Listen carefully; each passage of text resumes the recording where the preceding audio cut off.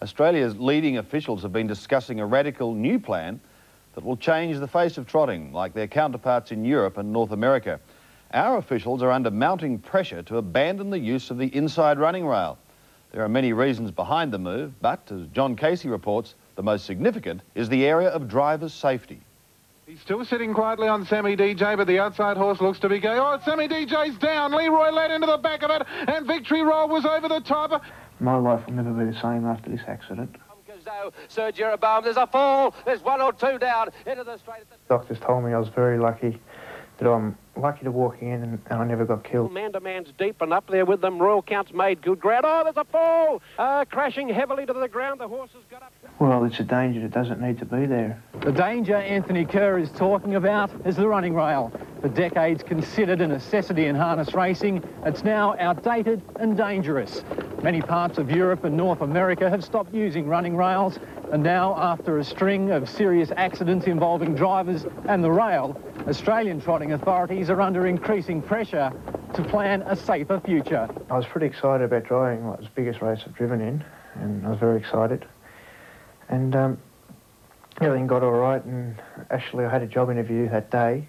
At 23, recently engaged and trying hard to establish himself as a driver, Tony Kerr desperately needed a job to finance his career.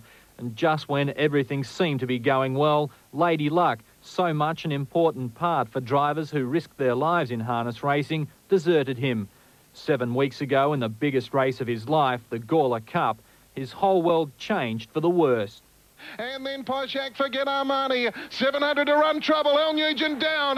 Poshak's driver thrown over the rail. Got to say I'm a little bit worried about Tony Kerr off Poshak. He had a nasty one. He's gone over the rail. Ever a good example of why we've got to go to tracks without running rails. I don't think you'll see a better one. I can't sleep much at night. I wake up all hours of the morning. I've got to sit up and take painkillers. I don't know how long they'll be going for. Like any young sportsman, Tony Kerr had dreams and ambitions. The thrill of harness racing gave him a reason to live, even though he knew there were serious risks involved. So that vertebra has been removed and replaced with a block of bone that was taken from the pelvis and then fixed with a plate. And you can see it looking from in front now, the plate and screws. So. Bravely philosophical, Tony says he'll learn to live with constant pain and the fact he'll never drive again, provided trotting authorities take the necessary steps to ensure some other 23-year-old with a dream is spared a similar fate. Well, I won't be driving again. I won't be driving. I've had 2 lives in one. I'm not gonna go out and risk it again. Pinjarra in WA was the first track in Australasia to race without a running rail. Initial scepticism has been quickly replaced with almost blanket approval. Not only safer, but a better spectacle. And punters also wouldn't be faced with this prospect. Too bad if your money was on the leading horse. Ross Sugars is one of Australia's most respected horsemen and has been driving for some 20 years.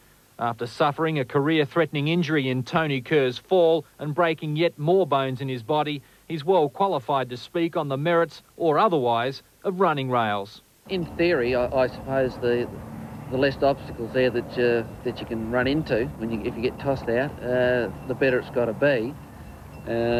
So I suppose somewhere down the track, running rails will be obsolete. They'll be a thing of the past. Ross Sugars has a long family tradition in harness racing. In fact, it was his father, Len, who helped build this rail here at Globe Derby Park. Perhaps anticipating the future, it was built with features that will enable its easy conversion to the new international style. We tend to follow overseas trends in many aspects, and certainly right throughout Europe they're having a long hard look at it, and indeed in the last 2 or 3 years the United States has started the process of removing the inside running rail. I think where practical, you must understand that there are certain circumstances where it's virtually impossible to do that. Melbourne Cup winning jockey John Letts received serious injuries during a brief flirt with harness racing. He's also ridden in South Africa and Canada without a running rail and can see the obvious safety advantages harness racing could gain. I mean, there's a lot of times I wish the running rail hadn't been there. You know, I've hit it and I've had falls into the running rail a lot of times, but I've always thought to myself, I've never ever wanted to wind up around one of them posts. But there were times when I did hit them and it hurt a hell of a lot. You know. But for trotting, yes, it could work. Sheer weight of informed opinion suggests it's not a case of if the running rail gets the axe, but when. And even more certain is that the longer trotting authorities take to introduce new rules, the chances that someone else will be seriously hurt or tragically killed can only increase. I can't change my position, and I hope it doesn't happen again to another driver. It's going to be hard, very hard. I would never like to see it happen again.